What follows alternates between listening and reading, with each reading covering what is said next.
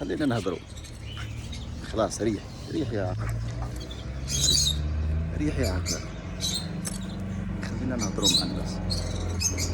ما يبغى تهضر حتى وحده، يقولي لهم واش كاين. يلا